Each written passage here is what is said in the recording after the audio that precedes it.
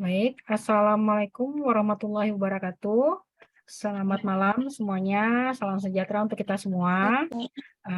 Alhamdulillah hari ini kita bisa berkumpul di ruang Zoom meeting ini karena puji dan syukur kita kepada Allah Subhanahu wa Ta'ala atas rahmat dan hidayahnya sehingga kita bisa berkesempatan untuk hadir pada webinar malam ini. Kepada yang terhormat Ibu Mutia Halidah Khairani dan yang kami hormati mahasiswa yang turut hadir juga secara virtual di ruang Zoom meeting ini. Kami ucapkan selamat datang dalam acara webinar Perempuan dalam Bisnis Digital. Senang sekali ya hari ini saya Rizky Amalia berkesempatan menjadi moderator dalam acara ini dengan narasumbernya salah satu pebisnis wanita yang sukses mengembangkan bisnis digitalnya, yaitu Ibu Mutia Halidah Khairani atau Mbak Tia atau Kak Tia ya panggilan akrabnya. Nah, sebelum kita masuk ke sesi selanjutnya, saya bacakan dulu biodata dari Mbak Tia ya. Bentar.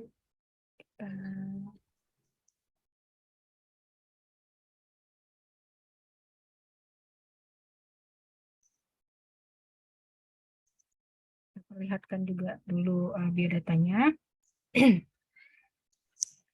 Jadi Ibu Mutia Halidah Khairani ini dia merupakan pendiri sekaligus direktur utama dari PT Rancupit Citra Indonesia yang bergerak di bidang e-commerce ya. Terus kemudian beliau juga direktur pemasaran dari PT Organik Sejahtera Indonesia dari tahun 2002 sampai dengan Januari 2002 sampai dengan sekarang. Terus kemudian dia juga konsultan dari 2012 sampai 2016 di PT Mitra Integrasi Informatika.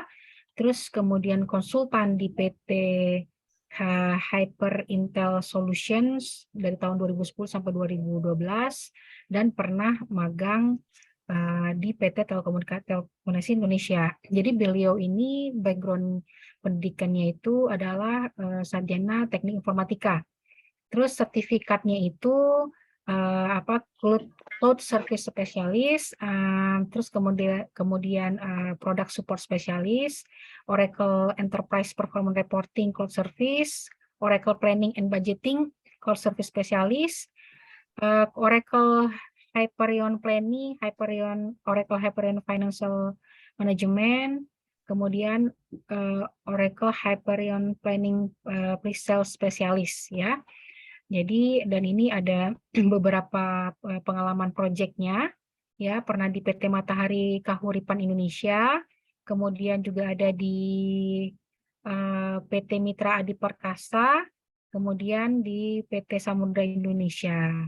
Terus kemudian ada di PT Bumi Resource Tbk, PT Indonesia Power, PT Bumi Resource Tbk, kemudian PT Bumi PLC, PT Kaltim Prima Coal, terus kemudian PT Coca-Cola Amatil Indonesia, PT Telekomunikasi Indonesia. Jadi beliau ini banyak pengalaman ya. Pertama dulu pernah kerja dulu, kemudian keluar dari pekerjaan, membangun bisnis digitalnya sendiri, juga menjadi pengusaha ekspor dan impor juga ya.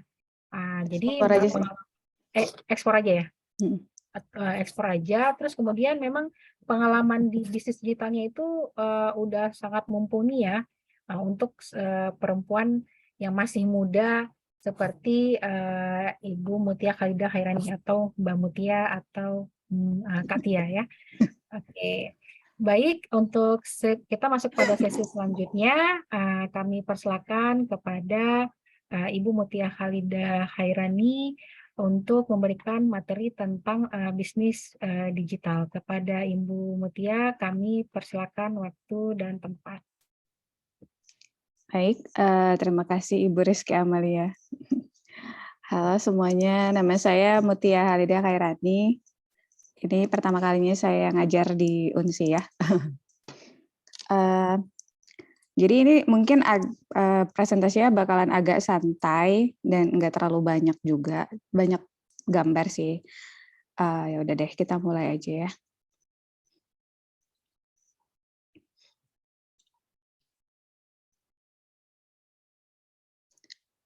Semuanya bisa dengar suara saya kan ya? Jelas kan ya? Jelas, Bu. Jelas, Bu. Oke. Presentasinya kelihatan semua?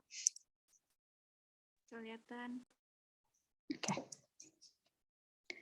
Oke, judulnya adalah Introduction to Digital Business. Sesuai dengan tema tadi yang diberikan oleh Ibu Rizky Amalia, jadi kita memang mau kasih intro dulu lah tentang digital business sebelum kalian terjun langsung. Jadi ini tuh semoga bisa menginspirasi untuk kita berbisnis di dunia digital ya. Oke, ini pengalaman saya, sedikit saya ceritakan pengalaman saya. Dulu sebenarnya mengerjakan bisnis dari awal banget itu di tahun 2015. Itu saya masih kerja di Metrodata, lalu saya mencoba berbisnis dengan waktu itu masih pakai gaji aja sebagai investment, sebagai modal juga. Kemudian saya melakukan bisnis dropship. Nah, di tahun 2016 saya resign dari company, dari Metrodata, dari Mitra Integrasi Informatika. Lalu tahun 2017 saya establish company secara PT. Oke. Nah, saya akan menceritakan sekitar 3 bisnis ya. Ada ekspor B2C, ada ekspor B2B, dengan satu lagi apa yang saya dapat kemarin waktu saya conference di Amerika juga tentang bisnis digital. Jadi sekarang saya akan bercerita dulu tentang ekspor B2C yang pernah saya jalani. Oke, sebelum kita melakukan ekspor, biasanya kita itu harus riset dulu.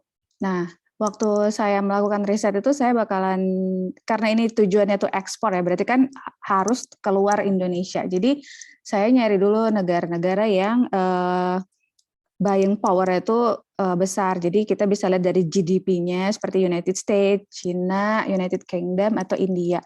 Kalau kita lihat sih India yang paling gede ya, China sih. Tapi China tuh memang tinggi juga GDP-nya. Cuman kalau misalnya India udah populasinya gede tapi GDP-nya kecil banget. Lalu lihat United States, populasinya besar karena dia tuh satu benua. Tapi GDP-nya juga besar, sedangkan United Kingdom dia tuh negaranya kecil tapi GDP-nya tuh gede banget gitu. Nah, karena saya tuh mau berbisnis menggunakan salah satu platform namanya Amazon, di United Kingdom itu ternyata susah banget tembus, jadi saya berjualan di Amerika. Nah, makanya saya akhirnya memutuskan untuk berjualan di Amerika. Nah, sewaktu saya berjualan itu tuh ada banyak banget marketplaces di Amerika, ada Amazon, ada eBay, ada Shopify, ada Walmart, ada Etsy. Jadi karena ini tuh bisnis digital ya, pengen buka toko di luar negeri. Jadi awalnya tuh kayak simple banget, cuman pengen buka toko di luar negeri. Jadi saya research dulu ada apa aja sih di luar negeri sana tuh, di Amerika spesifiknya. Ada Amazon, eBay, Shopify, Walmart, sama Etsy. Cuman sewaktu saya melihat data dari top 10 e-commerce retailer di US, ternyata Amazon itu memegang 40% dari pasar di Amerika. Dan bahkan Walmart aja itu kedua gitu. Awalnya sempat pengen Walmart sih. Ini saya kemarin sempat pergi ke Walmart. Cuman ternyata Amazon itu sampai 40%, bahkan Walmart itu kayak enggak nyampe 1/4-nya ya. Makanya saya memutuskan berjualan di Amazon. Nah, jadi saya mendropship semuanya dari eBay, Walmart, Shopify, dan Etsy ke Amazon. Jadi kayak kita tuh nggak modal banget. Jadi kalau misalnya ada orderan di Amazon, baru kita beli barang di eBay atau di Walmart atau di Shopify. Supaya terus nanti ketika kita konfirmasi di Amazon, nanti supplier dari eBay, atau Walmart yang bakalan ngirim langsung ke data pelanggan di Amazon. Jadi benar-benar kayak kita ngerjain bisnisnya di Amerika, cuman kitanya ada di Indonesia tuh kayak gampang banget gitu. Nah, lalu sewaktu saya masih di Rancupit, memang sampai sekarang saya masih di Rancupit, cuman sekarang tuh saya hanya sebagai pemegang saham. Sewaktu saya masih jadi CEO, kita tuh melakukan 2 hal di Amazon, yaitu ada yang namanya Merchant Fulfill. Nah, kalau dropshipping tadi itu, business line itu namanya Merchant Fulfill. Nah, dan yang kedua adalah Fulfillment by Amazon, which is kita kirim barang dari Indonesia ke gudang Amazon. Dan ada beberapa kategori yang sangat rekomendasi itu di Amazon.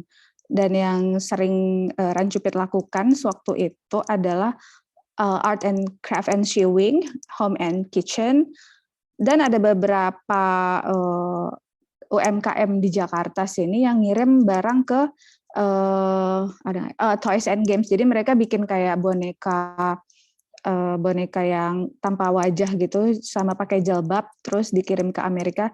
Kirain waktu kita research itu nggak ada marketnya, ternyata itu yang paling duluan laris gitu dan habis terus. Nah, ini cara product research ya. Jadi kayak kita cari misalnya kita mau jualan lunchbox di Amerika di Amazon, terus kita lihat ini pesaingnya semua nih.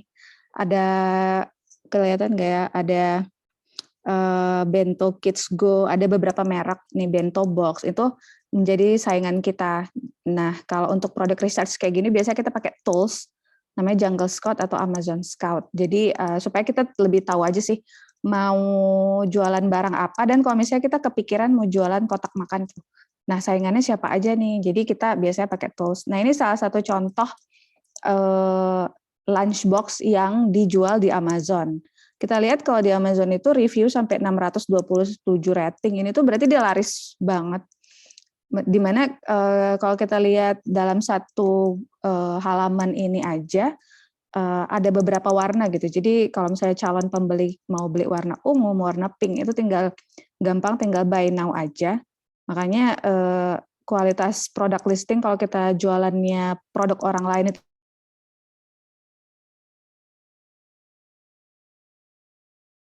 key product features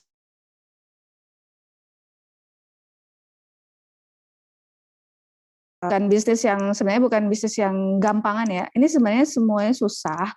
Cuman kita belajarnya karena udah lama ya, dari 2015 sampai sekarang. Jadi alhamdulillah udah learning curve-nya udah semakin tinggi. Nah, sekarang saya mau jelaskan yang fulfillment by Amazon, which is di mana UMKM di Indonesia tuh kirim barang ke gudangnya Amazon.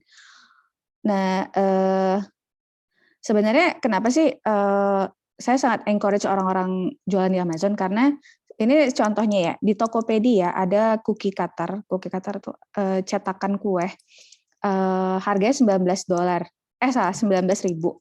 Nah, kalau kita jual ke Amerika itu tuh sekitar $13 dengan rate sekarang 15.000 berapa coba? Udah 100.000 lebih kan, bahkan mungkin udah 200.000. Dan ini tuh cuman 3 cookie cutter gitu. Makanya margin yang bisa kita dapat itu gede banget kalau kita jualan di Amazon. Lalu ini saya pernah jualan pernak-pernik slime juga di Amazon. Dan ini juga termasuk laris. Jadi dulu ini saya bikinnya di Cina, terus dari Cina langsung kirim ke gudang Amazon.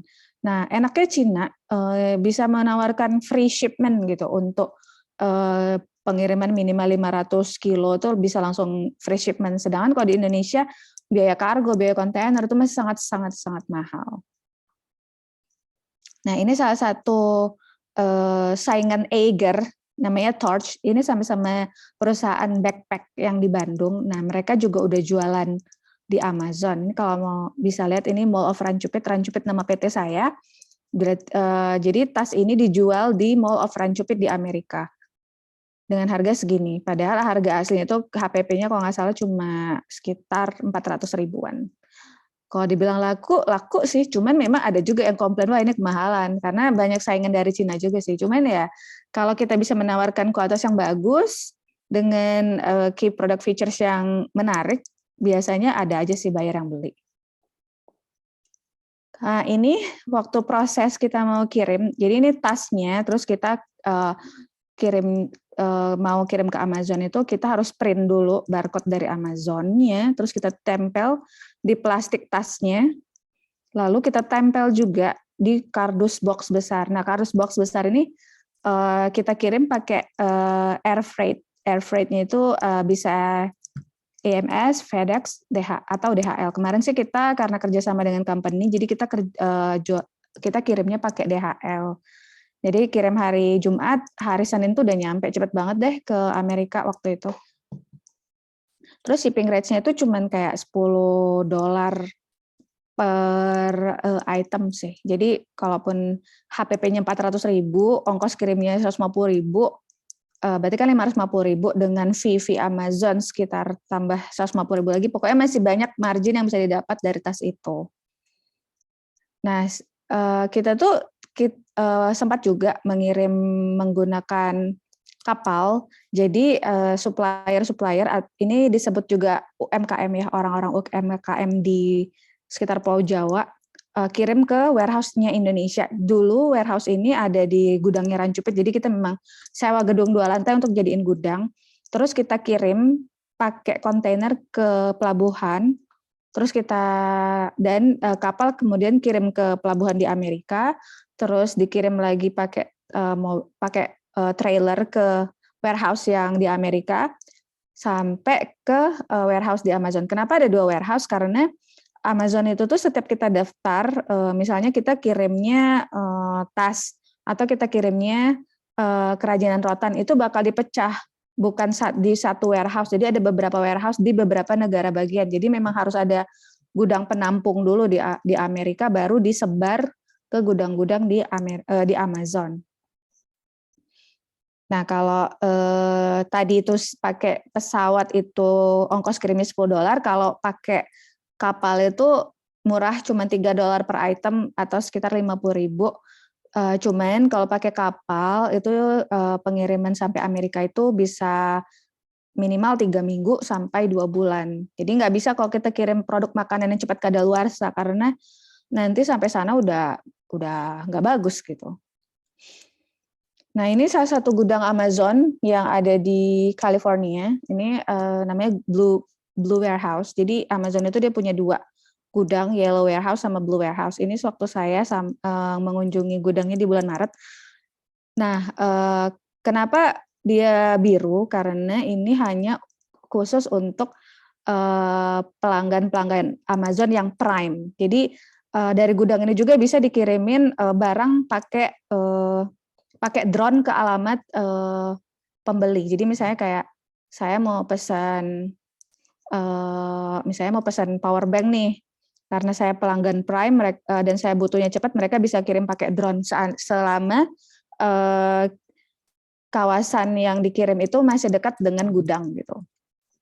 Nah, ini Yellow Warehouse. Nah, Yellow Warehouse ini adalah gudang penampung dari seluruh negara di dunia. Ini salah satunya di California, dan ini yang salah satu paling besar karena ini kan di daerah California ini memang, kalau di Amerika daerahnya memang kayak padang gurun, jadi pemerintah di Amerika itu memanfaatkan padang gurun itu untuk membangun gudang-gudang yang sangat besar. Salah satunya adalah gudangnya Amazon, yang dimana besarnya itu kayak besar banget. Mungkin kalau kita pikirin Penayong itu kayak Penayong sampai Pasar Aceh, nah segitu itu gudang doang. Jadi kita kalau mau masuk ke situ harus pakai mobil, saking luasnya. Nah, yang tadi kan kita udah ekspor B2C ya, which is itu business to customer. Kalau ini sekarang saya mau jelasin tentang ekspor B2B. Ini mau dilanjutin atau ada pertanyaan dulu? Terserah. Lanjut aja dulu, nanti pertanyaannya di akhir aja ya. Oh gitu, oke. Sekarang ini adalah ekspor B2B. Nah, ekspor B2B itu berarti kita tuh nggak bisa ekspor sedikit gitu. Kayak misalnya kayak tadi tuh UMKM di Indonesia, dia tuh kayak ngepul barang-barangnya di gudang Amazon, di gudang Rancupit, ada berupa ini itu pokoknya macam-macam, terus ditaruh satu kontainer baru kita kirim ke Amerika. Kalau B2B satu kontainer isinya cuma satu biji gitu, satu jenis. Dimana misalnya saya mau ekspor arang, ya udah satu kontainer tuh arang semua gitu. Jadi sekali kirim itu memang dalam jumlah yang sangat besar. Nah itu namanya B2B. Nah sekarang yang saya sedang jalankan adalah ekspor arang kelapa dan kokopit dan juga coco fiber. Coco fiber itu sebenarnya sabut kelapa sih. Dan saya juga baru tahu kalau ternyata permintaan di dunia ini sabut kelapa tuh banyak banget gitu. Soalnya kayak nggak kepikiran gitu, ternyata sabut kelapa ada yang beli gitu. Dan yang beli bukan macam-macam, kayak satu kontainer. Lalu ada kokopit juga. Kokopit ini apa ya, seratnya kelapa gitu ya. Saya kurang tahu juga sih. Pokoknya namanya kokopit, di mana dia tuh bagus buat media tanam dan biasanya diekspor itu memang secara blok. Jadi kayak gini nih, ini diekspornya kalau mau masuk kontainer kayak gini. Nah ini satu bloknya 5 kilo dan ini kalau udah mau dimasukin ke dalam kontainer tuh segede gini. Coco fiber kurang lebih kayak gini juga packingnya, tapi ya mungkin lebih padat kokopit ya. Nah yang paling populer sekarang itu di kalangan pengusaha ekspor itu adalah briquette di Jawa ya, karena briquette itu yang paling banyak minta adalah orang-orang Middle East sama Eropa. Nah mereka itu kan pakai shisha ya, shisha sama barbecue. Arang-arangnya ini tuh dipakai itu nggak boleh ada asap, harus tetap panas dan nggak boleh banyak abu gitu. Jadi permintaan produk ekspor arang tuh harus dibentuk cube. Nah harus kayak cube gini. Dan ternyata memang kalau kita kunjung ke pabrik-pabrik arang kelapa yang ada di Jawa Barat, kayak kemarin di Padalarang, apa ya, kayak suppliernya atau pemilik pabriknya sendiri udah paham orang Middle East tuh maunya yang bentuk cube, kalau misalnya Eropa tuh maunya yang heksagonal gitu-gitu. Jadi memang kita harus paham juga maunya buyer gimana. Nah balik lagi, kan susah ya nyari buyer itu di luar negeri kayak apa. Sampai sekarang juga kita masih struggling, cuman kalau kalian mau belajar, paling gampang itu pertama install aplikasi Bisa Ekspor. Kalau misalnya kalian tertarik sama ekspor ya, kalian bisa install aplikasi Bisa Ekspor, itu bayar sih subscribe-nya 510.000 untuk 3 bulan. Tapi kalian tuh bisa belajar benar-benar detail tentang ekspor, sampai dikasih tahu cara dapetin buyer, cara introduction letter, surat kontrak segala macam tuh ada semua di Bisa Ekspor. Carinya ke mana? Carinya ke Export Hub, Alibaba Trade Key atau Go Forward Business. Nah, ini tuh semua kan adalah website berbayar ya. Jadi kalau misalnya kita mau cari supplier paling banyak, saya tuh baru main di 2, Trade Key sama Go Forward. Alibaba pernah main, cuman Alibaba itu kan memang kayak besar banget ya.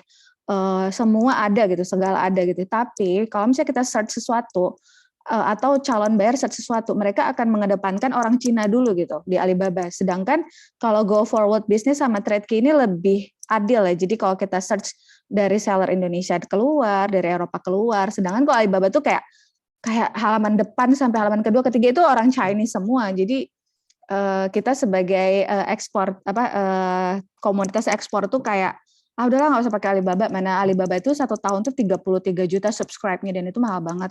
Kalau misalnya Go Forward itu sekitar 5 juta untuk 6 bulan, tapi kita bisa bagi-bagi. Jadi saya tuh lagi sharing sama teman-teman sekomunitas, jadi kayak tinggal bayar 200.000 doang, nanti kita boleh dapat 175 data calon buyer gitu.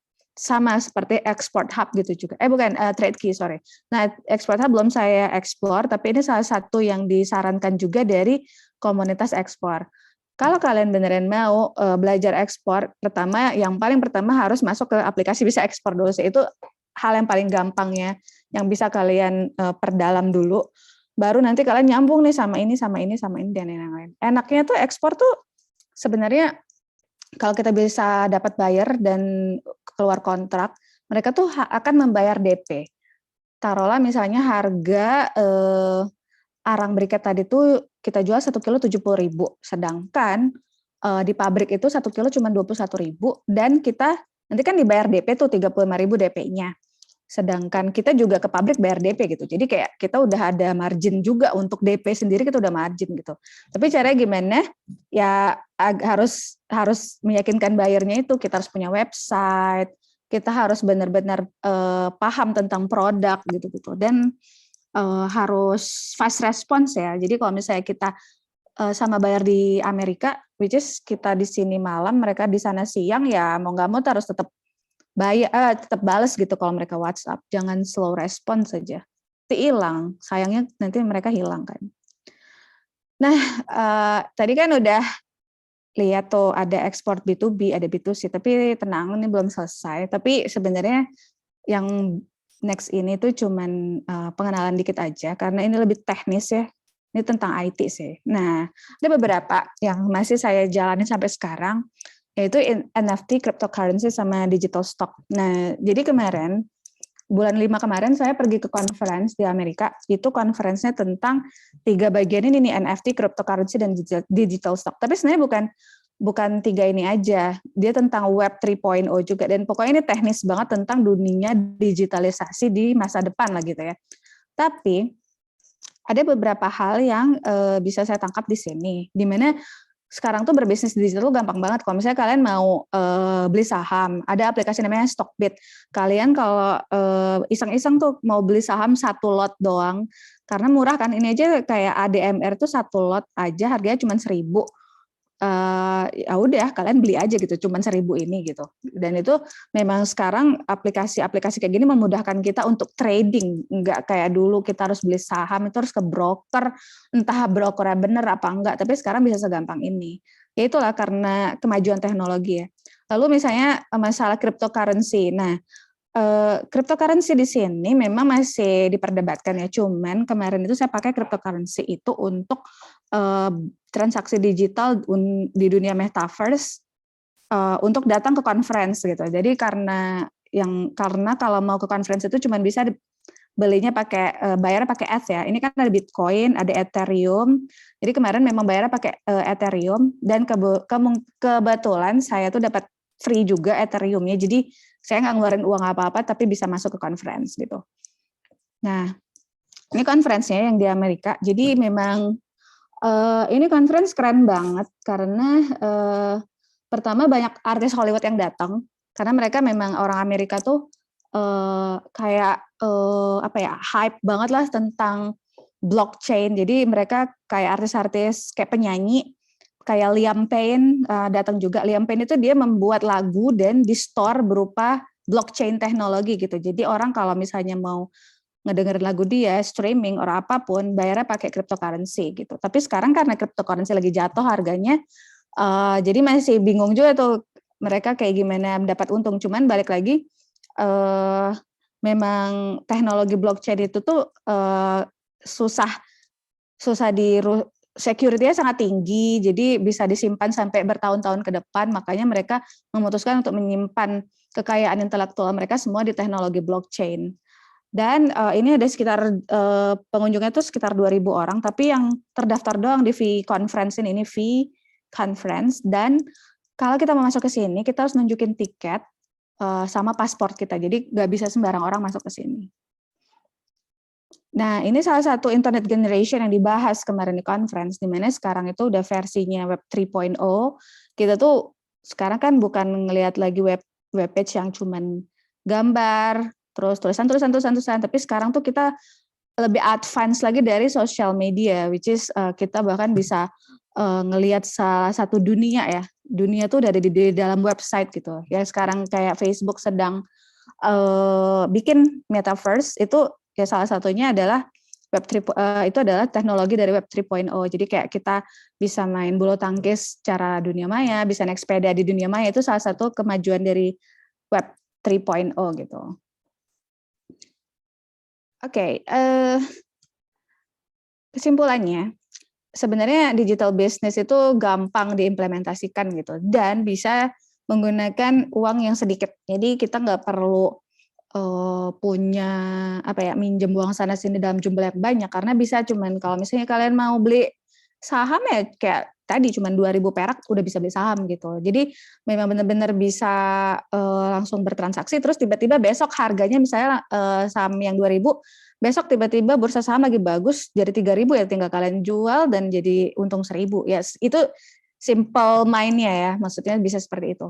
Terus nggak pernah berimpact sama pandemi. Jadi kayak oke, kalau misalnya jual beli di saham kena impact pandemi. Tapi kalau misalnya kayak jualan barang di Amazon, orang justru pas waktu pandemi lagi belanja-belanja banget tuh di online. Semua belinya online.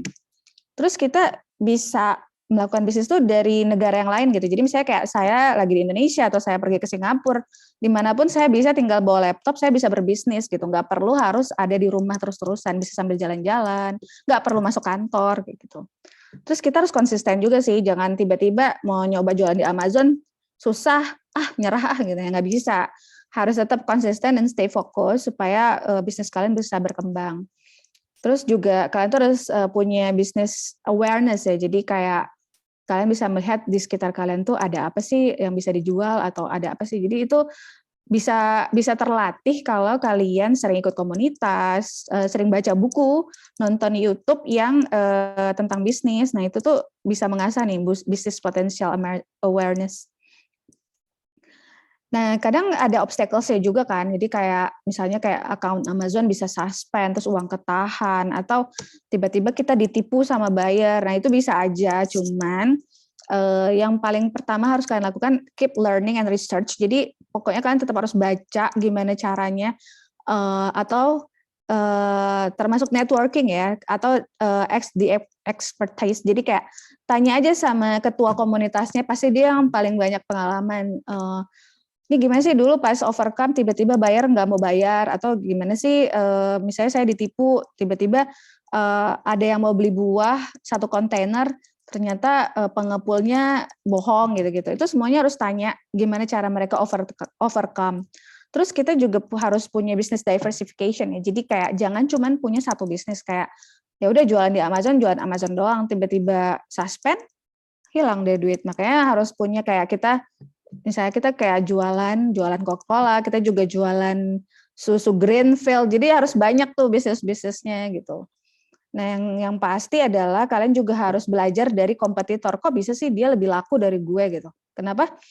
Kenapa toko dia rame terus, sedangkan toko saya tuh kok sepi gitu. Nah, itu harus kalian pelajari, bukannya sikut-sikutan atau kirim jin atau apa, jangan. Pokoknya harus belajar dari competitors. Oke, udah selesai presentasinya, semoga jelas ya. Jadi kalau misalnya ada pertanyaan silakan. Terima kasih. Baik, terima kasih atas materi yang berharga banget disampaikan.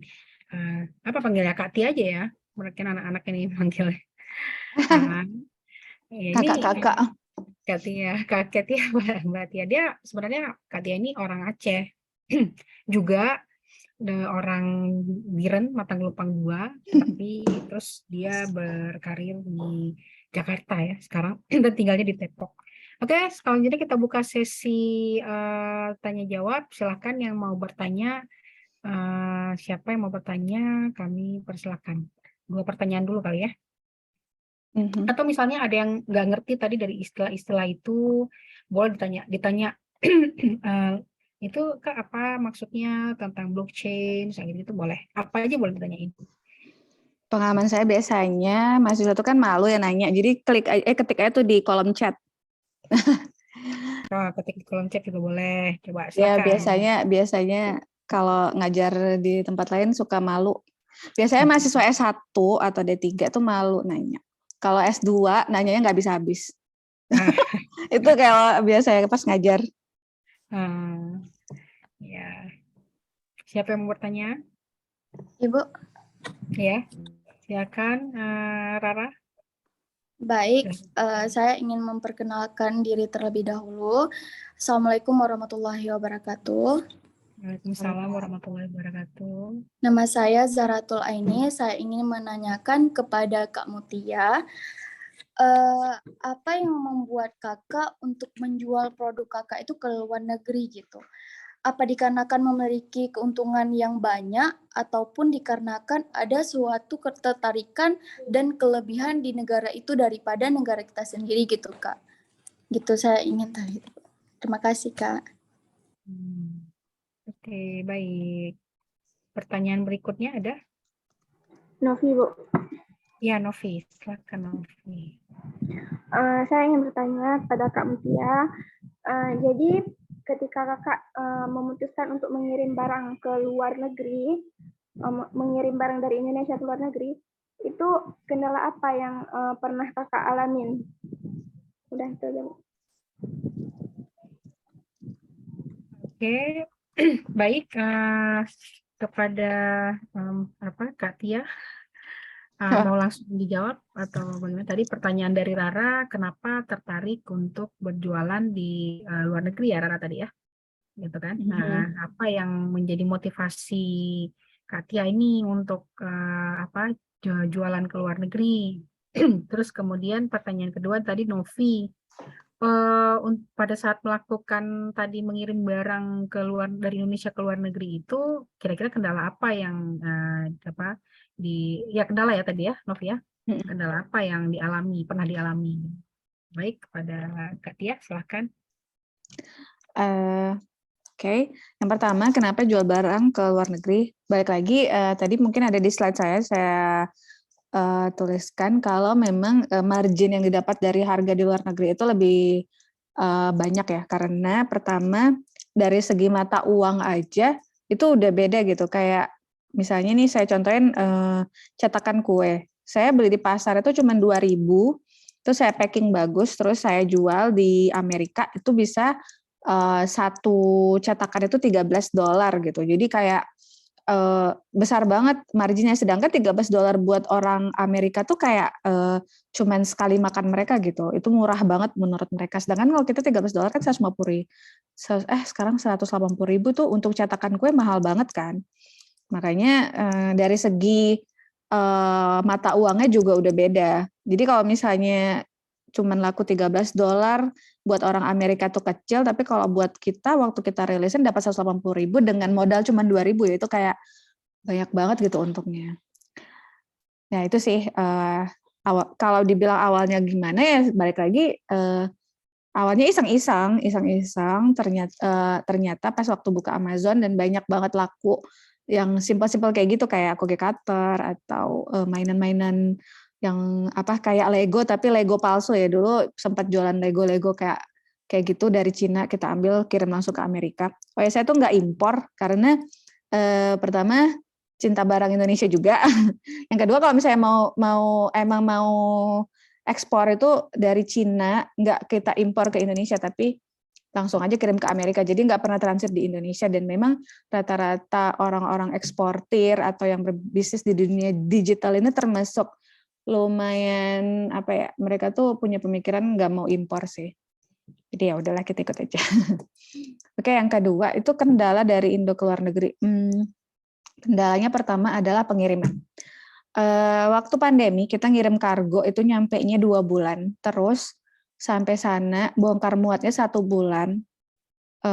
Belum lagi ketersediaan kapal untuk ekspor gara-gara pandemi, jadi awak kapal tuh banyak yang kena COVID. Jadi sekalinya satu orang kena tuh bisa satu kru mereka itu semuanya nggak boleh masuk kerja gitu. Jadi sangat mahal lah biaya pengiriman pakai kapal.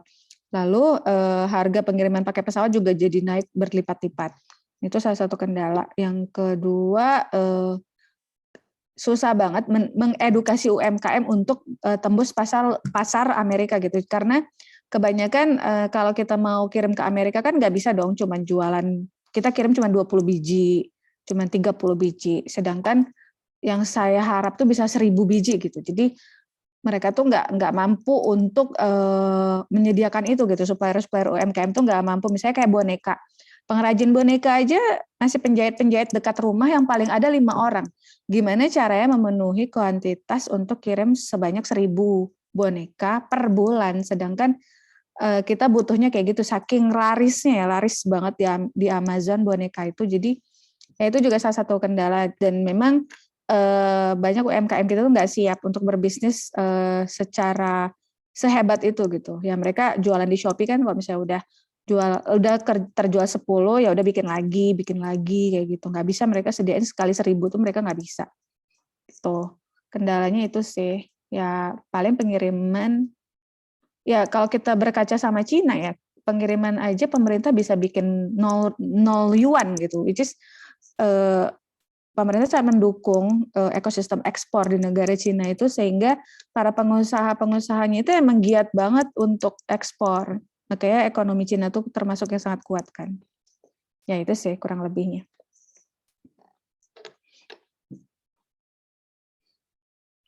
Baik, sudah terjawab ya pertanyaannya Rara dan Novi. Ada lagi yang lain mau bertanya? Apa aja boleh ditanyain ya, misalnya gimana ya Kak, aku tuh misalnya sekarang tuh mau mulai dari mana bingung ya, apa aja boleh ditanyain, coba tanyain. Siapa yang bertanya lagi yang lain? Atau nggak tertarik berbisnis doang? Oh, nggak tertarik duit ya? Nggak tertarik bisnis? Ada sih, ada aja sih orang gitu.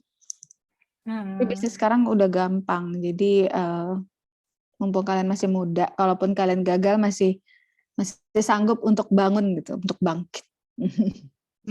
Ya justru masih umur mahasiswa gini ya, kita mulai belajar bisnis digital ya, terutama karena semua memang serba digital ya sekarang. Iya. Saya pulang ke Matang tetap ngerjain kerjaan yang di Amerika. Padahal duduknya dekat sawah. Ya bisa dikerjain di mana aja, lagi nggak terikat sama tempat dan waktu ya kalau digital gitu ya. Ya. Atau misalnya tips dari mereka nih, misalnya apa yang taruhlah orang yang maksudnya mahasiswa ini memang nggak tahu sama sekali, boro-boro Amazon, paling tahu cuman misalnya Shopee atau Tokopedia, atau bahkan nggak tahu juga yang marketplace kayak gitu, cuman tahu Instagram. Gimana ya tipsnya gitu? Tipsnya jangan terlalu sering buka Instagram. Jangan terlalu sering buka Instagram. Kenapa? Karena apa ya? Instagram, sosial media ya lebih tepatnya, karena pertama menyita waktu, terus kayak nggak ada gunanya juga sih. Jadi mending kalau kalian memang sebenarnya sih tentuin dulu kalian tuh tertariknya, passionate-nya tuh di mana, di bisnis apa gitu. Kalau kayak saya kan lebih di penjualan retail dulu ya, sama emang kayak nyari buyer, tiba-tiba jualan perintilan gitu, tiba-tiba dapat duit, itu kayak langsung senang gitu. Nah kalau misalnya saya disuruh develop aplikasi, bikin coding gitu, saya nggak bisa. Nah itu memang kayak bukan passion di situ. Ada orang dia misalnya suka jualan baju nih, terus nyoba jualan-jualan kecil di Shopee, Tokopedia, bisa juga. Nah, kalau misalnya kalian memang punya toko yang harus dipromosikan lewat Instagram, ya Instagram for business berarti, jangan Instagram buat stalking. Karena memang menurut saya, selama saya misalnya kayak lagi males, mager gitu, buka Instagram, scroll sampai bawah terus, itu bisa ngabisin waktu kayak setengah jam. Coba kalau kalian baca buku tuh setengah jam, atau nonton YouTube tentang apa aja lah, tentang komunitas. Misalnya kalau kayak saya nih ada YouTube-nya komunitas bisa ekspor tuh, nonton 6 menit aja ya, itu tuh berguna banget. Sedangkan 6 menit Instagram tuh kayak baru bentar doang, wasting time banget kan, kayak 6 menit nggak ada apa-apa ya. Tapi sedangkan kok nonton YouTube tentang pelajaran ya, apapun itulah, mau kalian nonton pengalaman orang ketika berbisnis, jatuh bangunnya ke segala macam, 6 menit aja tuh udah beda. Atau kalian olahraga 6 menit juga udah berguna gitu. Daripada lihat-lihat TikTok 6 menit. Sebenarnya main sosial media boleh, tapi jangan over ya. Itu memang saya sendiri gitu sih dulu. Kalau udah lagi pusing mumet main Instagram atau saya nggak main TikTok sih. Tapi yang sangat menyita waktu sih. Kalau sekarang kayak nggak lagi. Iya. Atau apa maksudnya apa? Ini kan tadi kan produknya Katia ini kan berupa barang. Kalau misalnya berupa jasa, kayak mahasiswa ini kan mahasiswa D3 Sekretari kan, jadi kompetensi mereka itu di bidang administrasi perkantoran gitu kan ya, bikin surat. Ada nggak kira-kira bisa dibisniskan secara digital nggak gitu kira-kira? Sebenarnya di saya taunya yang website luar ya, itu ada namanya Fiverr. Fiverr itu dia tuh ada jasa macam-macam, ada jasa penulisan surat, penulisan apa segala macam. Ada juga freelancers.com, banyak sih. Jadi kita bisa bikin account di situ. Nanti bakalan ada orang yang menawarkan bikin ini dong, bikin itu dong gitu. Emang ada aja sih. Cuman untuk mulai kalau dari sekarang nggak apa-apa, nanti kan makin lama toko kita sebagai penjual jasa tuh semakin diketahui orang. Jadi tapi jangan berharap kayak baru buka toko 1 hari langsung ada orderan, ya jangan. Tapi ya itu semakin lama toko ya kayak kita aja baru ada buka KFC misalnya. Di situ ada KFC. Oh ya, tapi kan makin lama oh ya orang semuanya satu Banda Aceh tahu di situ ada KFC gitu. Jadi Daripada memang kita butuh waktu ya untuk bisa ya. dapat pelanggan ini. Kalau Berapa paling lama gampang tuh? sih saham sih. Cuman apa ya, transaksi saham tuh kalau nggak salah ada verifikasi apa gitu. Kalau mahasiswa boleh nggak ya? Nggak tahu juga. Oh gitu. Coba aja di Stockbit, soalnya kalau saya kan kayaknya ada ini ya, harus bikin rekening dana nasabah. Nah itu kayaknya harus ada minimum umur deh. Ini udah pada umur berapa nih? Kayak harus Ini 21 udah minimal. gede-gede nih, kayaknya udah 20 tahun ya. Rata-rata ada yang masih 17, kayaknya nggak mungkin. Atau Masih kuliah jangan masih ada 17. yang 15. Nggak mungkin juga. Ada nggak yang 15? Enggak. Oh, jadi mending apa sebenarnya memang kalau berbisnis digital itu justru modalnya nol ya, nggak Ya, bisa dikit. kecil Dikit. gitu ya modalnya. Bahkan kalau kayak Modal dropshipping nggak ada modal malah. dropshipping, iya nggak ada modal. Dulu kan pertama kalian kayaknya awal-awalnya dulu apa bukannya jual kosmetik Korea sebelum booming kayak sekarang kan? Itu kan nggak Dulu digital. Oh, jual lewat Facebook ya. Dulu tapi lebih kayak ke teman-teman. oh Habis itu iya, baru dulu masukin dulu kan Facebook. sampai makeupnya banyak banget ya, makeup yang Iya. dari Iya. Korea gitu kan ya. Iya, tapi ya itu kan waktu dulu memang kayak suka aja jualan apa-apa, pengennya jualan gitu. Makanya semakin ke sini teknologi juga semakin canggih, jadi semakin tahu oh ternyata bisa begini, bisa begitu. Nah, waktu saya ke Amerika ya, orang Amerika tuh tipe yang apa aja diduitin gitu. Jadi kayak mereka beli pernak-pernik ke toko, namanya di sana Dollar Tree. Dollar Tree itu seluruh tokonya isinya $1,5 doang. Semua barang dalam situ $1,5. Nah, terus mereka taruh tuh di Amazon. Mereka beli Dollar Tree $1,5, mereka taruh di Amazon, dijualnya $5. Itu aja udah ada margin kan. Kan $1 buat fee Amazon, jadi udah ada margin $2,5. Itu aja laris manis banget gitu. Ada yang sampai begitu. Jadi kayak dia pergi aja ke toko Dollar Tree itu di sana tuh kayak Indomaret di sini. Jadi ambil aja barang-barang Dollar Tree, nanti dia taruh di Amazon, atau dia fotoin aja barangnya, terus dia taruh di Amazon.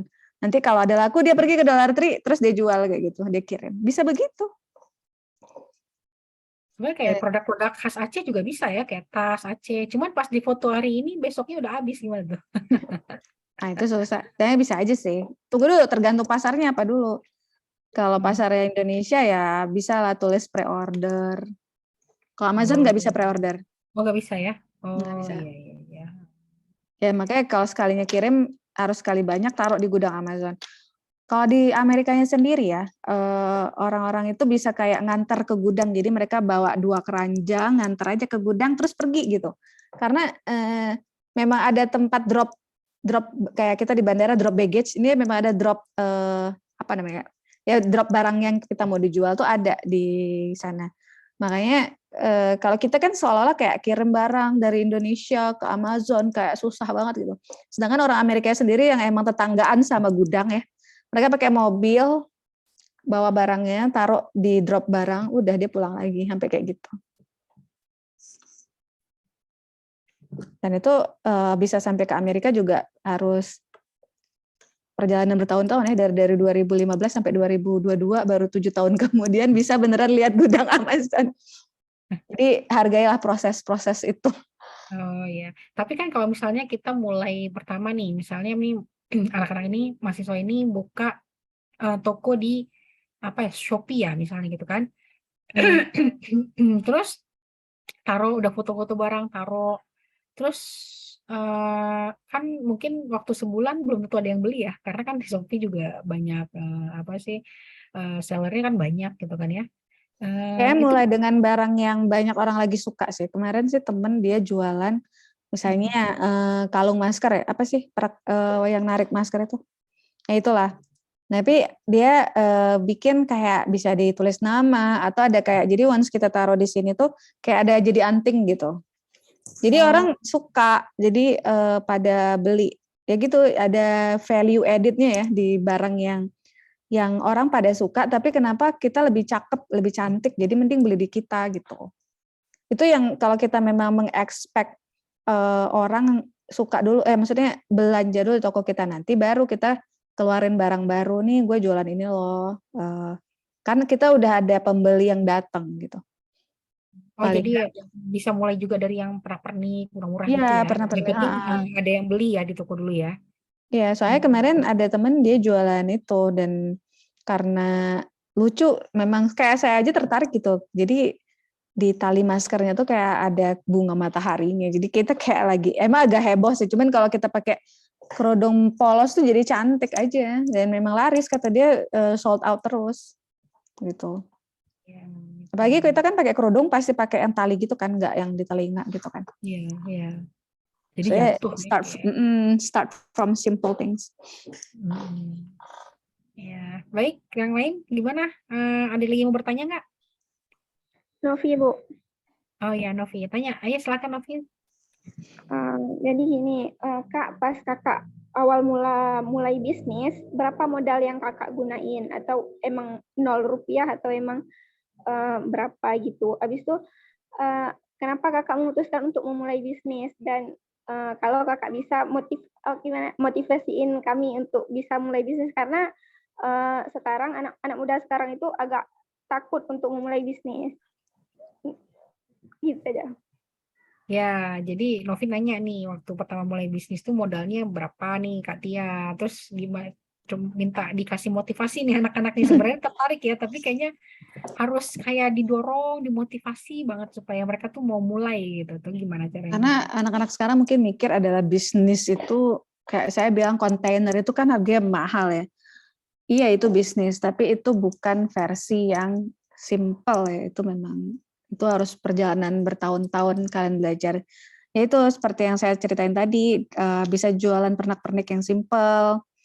Kalau dibilang nggak ada modal, tergantung. Saya dulu jualan make up Korea ada sih modal, tapi sekarang tuh banyak yang nggak perlu modal. Contoh misalnya, dulu temen cerita dia tuh ambil barang dari Shopee, dia jual di Tokopedia gitu. Jadi sama kayak kita dropship dari eBay ke Amazon tapi versi Indonesia gitu.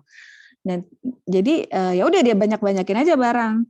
Biasanya yang kayak gitu tuh barang-barang dari Cina kayak stoples atau apa. Terus nanti kan kalian ada untungnya tuh. Ada selisih harga 2.000 3.000, tapi kalau listing kalian banyak ya lebih banyak lagi pasti untungnya. Itu kan nggak ada modalnya ya. Maksudnya kayak tugas kalian tuh cuman masukin gambar dari Shopee ke Tokopedia toko kalian, udah gitu-gitu doang. Nanti ada yang beli, ya udah kalian tinggal pesan dari Shopee, kirim ke alamat, bayar di Tokopedia gitu. Nah itu dulu waktu saya networking sama teman-teman yang baru mulai bisnis, mereka mulainya gitu. Baru akhirnya mereka ke pasar internasional. Dan itu kayak lebih gampang sih, karena kita familiar kan sama Shopee sama Tokopedia. Nah itu sih paling. Kalau dibilang ada modal, kalau bisnis yang saya geluti dulu sih yang paling pertama adalah ya jualan make up, kayaknya itu ada modal sih. Tapi kalau sekarang banyak sih yang nggak ada modal, mau dropshipping bisa, macam-macam udah banyak sih.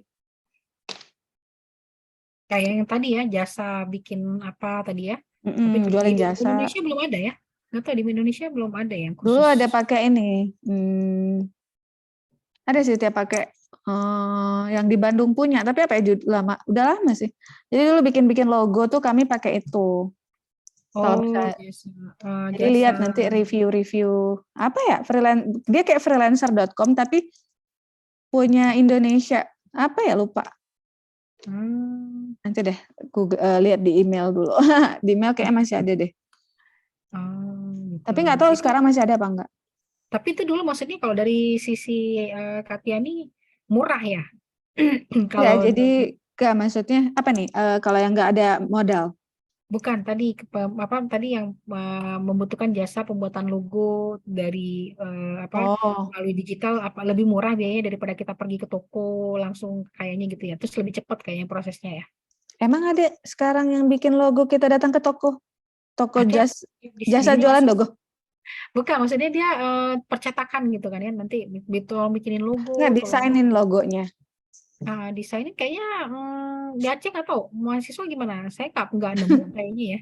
Kalau saya lihat yang para pelaku-pelaku UMKM di Aceh gitu, dia mau bikin pengumuman aja perginya ke kayak apa nih? eh Cetak spanduk. iya apa bukan yang ini ketik komputer itu Hah? jasa ngetik gitu. Itu selebaran cuma bikin merek yang di fotokopi doang loh. Oh, Nggak mereka nggak bikin perlu sendiri. Kalau di sini tuh lebih kayak yang desain orang lain, jasa percetakan orang lain gitu. lain. Kalau di sini kayak masih nyatu. Jadi makanya kadang-kadang desain kemasannya tuh rata-rata mirip, cuma nama doang gitu kan ya. Walaupun juga udah banyak yang produknya dikasih desain yang bagus-bagus sudah sampai dengan packaging yang bagus juga gitu.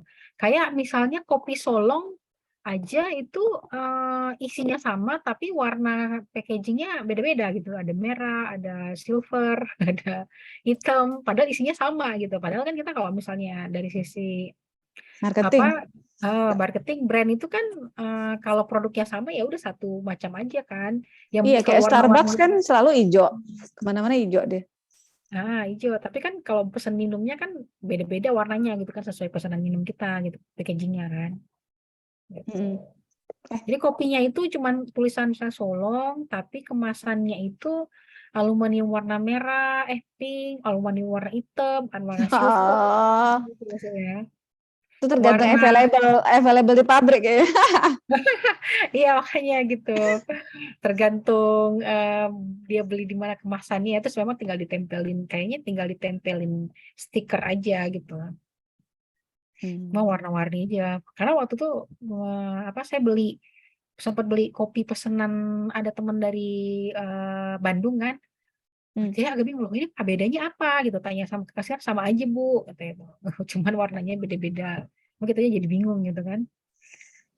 Gitu. Oh iya ya. Kok nggak coba ini? Katanya nggak coba ekspor kopi? Apa pernah coba tuh? Belum sih. Ekspor Belum ya? kopi susah kalau di Jawa. Biasanya di Sumatera ya. Ya Aceh. Ya di Aceh. Coba Kak. Itu Nilam tuh Nilam Aceh. Kalau nggak salah siapa yang ada satu bule dari Jerman apa dari mana gitu. Dia tinggal di Aceh karena dia kayak untuk memastikan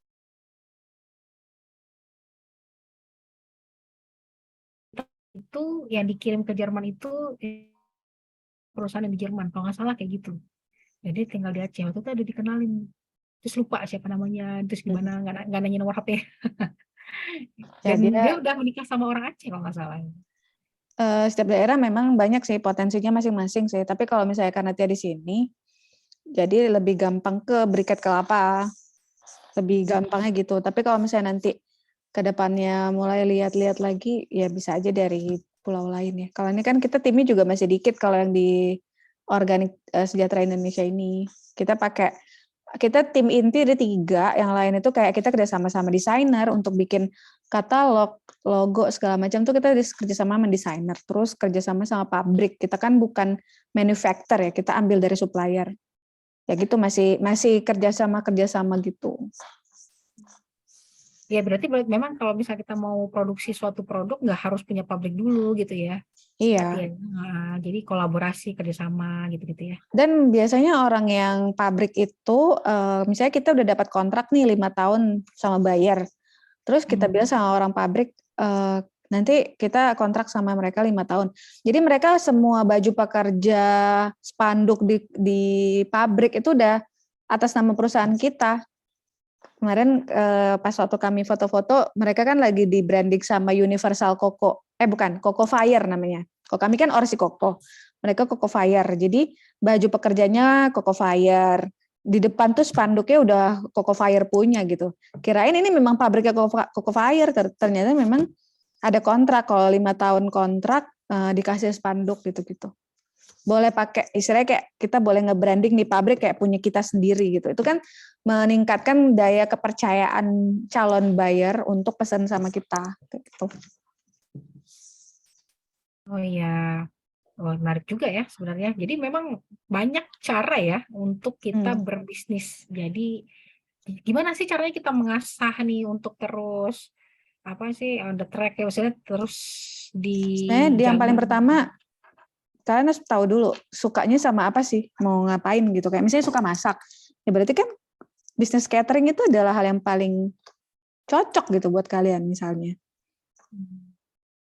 Jangan tiba-tiba suka masak tapi berbisnisnya tuh kayak ngoding gitu.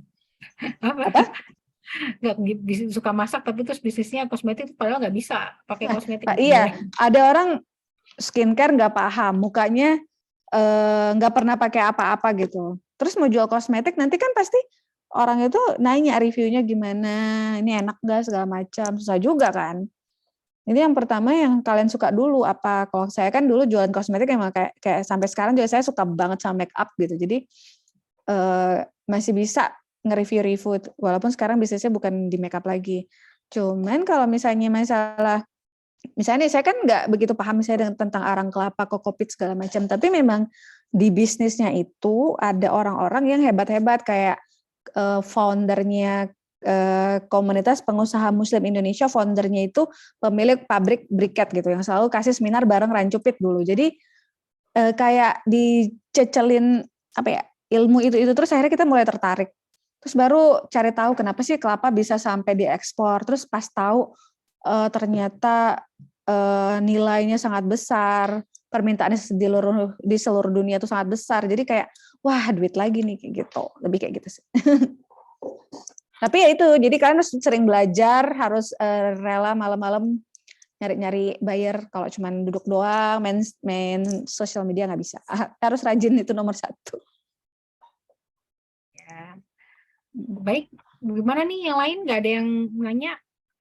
Kan nggak perlu malu-malu ya sebenarnya, karena ini kan kita semua ini kan juga wanita dalam bisnis digital, temanya gitu yang kita angkat gitu. Ada lagi yang mau bertanya nggak? Apa aja gitu, terserah. Jadi kita Kalau berani nanya tulis di kolom chat. nggak apa-apa, ini Katia nggak gigit deh orangnya. Silakan. Atau pada ngantuk jangan-jangan. Udah jam 9. Atau masih belum ngeh ya, Mas? Atau ini sesuatu yang baru?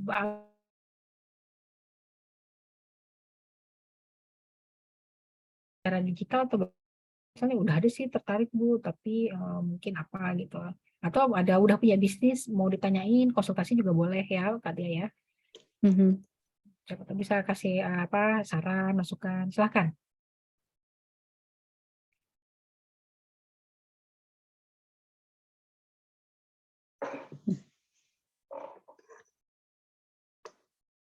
Oke, nggak ada lagi yang bertanya?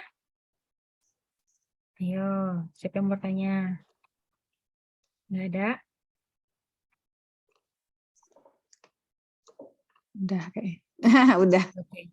Udah ya. Kalau gitu baik ya. Sebelum kita tutup, saya bacakan dulu ya tadi kesimpulan dari webinar malam ini.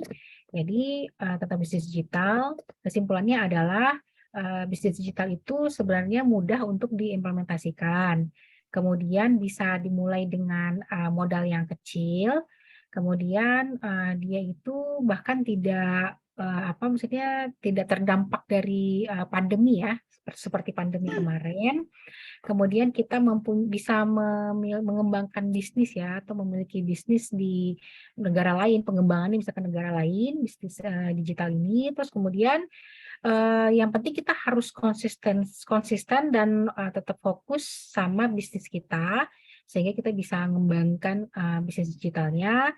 Dan yang terakhir adalah itu tuh bisnis yang sangat apa ya, potensinya sangat sangat besar gitu ya untuk bisnis digital ini. Nah gitu. Baik, itu saja. Terima kasih nih kepada Kak Mutia Halida Khairani ya atas ilmunya yang berharga untuk malam ini. Mudah-mudahan bisa mungkin lain waktu bisa kasih ilmu lagi yang baru yang lain gitu kan ya. Apalagi tadi kan ada tentang web 3.0 ya. Itu yang betul-betul baru banget ya. Mereka yang dua aja mungkin belum ngeh ya, belum masuk ke sana. Jadi udah 3.0. Kayaknya kalau misalnya kita nggak ngikutin perkembangan zaman, kita nanti malah ketinggalan gitu kan ya. Jadinya kita maksudnya jangan mau cuman jadi sekedar pekerja aja, tapi jadi juga pemilik bisnis ya, atau bisnis owner, atau ya pengembang bisnis dari awal, punya bisnis sendiri, bisnis milik kita ya gitu. Mudah-mudahan nanti adik-adik yang ada di sini suatu waktu, suatu saat nanti setahun 2 tahun ke depan bisa menjadi bisnis wanita pebisnis yang sukses ya, Kak Tia ya, mudah-mudahan ya. Amin. Nanti bisa bekerjasama nih sama Kak Tianya, bekerjasama untuk bisnisnya ya. Gitu. Oke, baik. Terima kasih sekali lagi kepada narasumber kita, Ibu Mutia Halida Khairani atau Kak Tia, gitu kan ya. Dan terima kasih juga atas kehadiran para mahasiswa yang sudah mau rela malam-malam untuk hadir di acara yang masih harusnya sepertinya semangat sebenarnya ya. Mereka ini semangat loh. Dari tatapan wajahnya kayaknya memang semangat banget ya, serius banget tadi dengarnya. Cuman memang belum ngeh aja gitu apa yang mau ditanyain, karena belum mulai juga gitu berbisnis digital, jadi nggak tahu mau ditanyain apa gitu kan ya. Oh ya, sebelum kita tutup acaranya, coba dibuka dulu kameranya, kita foto dulu ya bersama ya, buat kenang-kenangan gitu. Siapa tahu nanti jadi partner bisnis sama kamu Tianya. Oke, semuanya. Mana wajahnya, mau pakai gaya bebas, gaya apa terserah, ya penting mukanya kelihatan. Apa gaya bebas?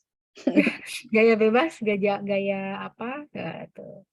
Ayo, mana Kirim-kirim ya, wajahnya? kirim-kirim ya fotonya ya. Iya, dikirim. Ayo, mana si Alfi nih belum muka. Mursyida mana Mursyida? Mursyida nih yang harus paling dimotivasi banget nih Mursyida ya. Dina Nuriska mana? Dina Nuriska, Dara Islamiati, wajahnya. Baik, kita ngambil gambar ya. Senyum ya. 1, 2, 3. Oke, sebentar. Kita kirim dulu ke grupnya dulu. Ketia jangan lupa. Oh ya. Iya. Oh ya, kalau misalnya mereka mau tanya lebih lanjut, boleh ya, Katia, di mana nomor? Email aja kalau enggak. Jadi kalau email bisa ketik panjang-panjang gitu. Kalau WA kan jawab dikit, atau lagi di mana gitu kan. Misalnya jawabnya singkat-singkat. Kalau email biasanya beneran bisa dijawab panjang-panjang. Oh ya, emailnya tadi ada yang sempat screenshot nggak emailnya ke mana? Emailnya? Nggak apa-apa, nanti boleh tanya ke saya aja, saya kasih alamat emailnya Katia ya. Karena kalian juga nanti kan mau mulai, insya Allah ya, pada semangat ya bisnis digital semua ya. Insya Allah ya. Ayo. Modalnya kecil ya, gitu kan. Tuh, kalian nggak perlu modal buka toko, sewa toko. Iya, cuman ya maksudnya banyak yang bisa dieksplor dari bisnis digital, tergantung passionnya tadi ya. Ya. Oke, baik. Terima kasih atas kehadiran kita semua. Lebih dan kurang saya mohon maaf. Selaku moderator hari ini pamit undur diri. Semoga acara ini bisa memberikan manfaat ya bagi mahasiswa ya, terutama bisa menjadi motivasi untuk memulai bisnis digital. Jadi baik. Wassalamualaikum warahmatullahi wabarakatuh. Waalaikumsalam warahmatullahi wabarakatuh. Oke, silakan kalau yang mau. Waalaikumsalam. Oke. Oke, makasih banyak ya, Tia ya. Ya. Izin leave.